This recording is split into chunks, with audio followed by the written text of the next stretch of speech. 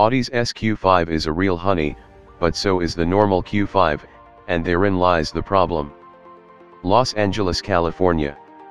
The single biggest argument against the SQ5 in this space, to my mind, is that the basic Q5 is just so dang good already. I can't stop thinking about that line from Seth Meersma's first drive of the SQ5 earlier this year. Driving through Los Angeles in my Daytona Gray SQ5, there's nothing to complain about. It's powerful, rides well, has a super comfy interior, and has plenty of room for my friends and some new furniture for my apartment. But all of those same qualities are true of the normal Q5, a luxury crossover I really like. So if I'm not frequently blasting along back roads or digging deep into the wealth of power from this turbocharged engine, is there a strong enough incentive to go turbo lover? Like the S4 and S5 with which it shares a platform, the SQ5 uses Audi's new turbocharged 3.0-liter V6, with 354 horsepower. That's the same output as the supercharged V6 that's been put out to pasture, but the turbo motor adds torque, 369 pound-feet, compared to 347.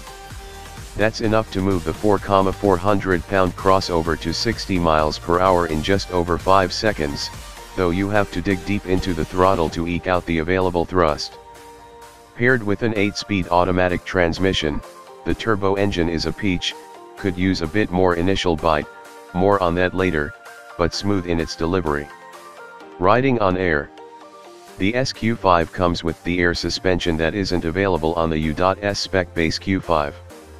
The main benefit here is that it offers a cosseting ride, even with the comically large 21-inch wheels of this test car.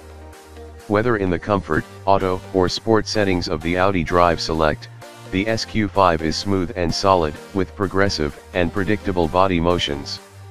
It's a lovely cruiser, but still offers plenty of composure during brisk cornering. Handsome devil. The visual changes between Q5 and SQ5 are minor, but wow, is this a looker. Maybe it's those huge wheels, but this CUV really has some presence, and aside from red brake calipers and small badges, there aren't any big telltale signs that this is the sportier of Audi's crossover models. It's a cohesive, nicely sculpted package, and the sporty stuff doesn't look tacked on.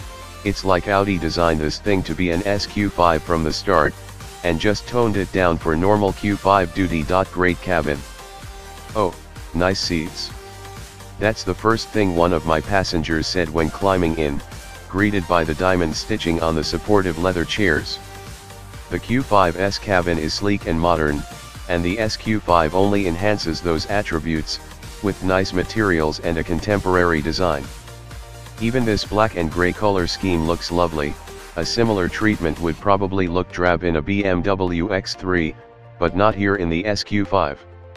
Must-have tech. Until another automaker comes up with something better, I will continue to trumpet the greatness of Audi's virtual cockpit infotainment interface.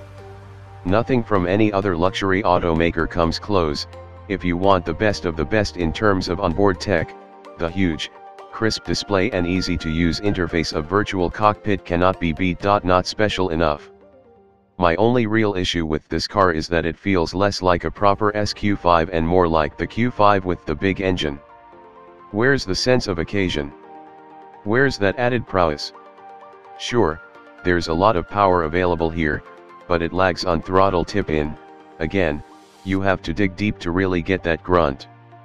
That's fine when you're driving fast on good roads, like the one Seth drove up in British Columbia, but in daily situations, there's no special feeling, no off-the-line punch or around-town stamina.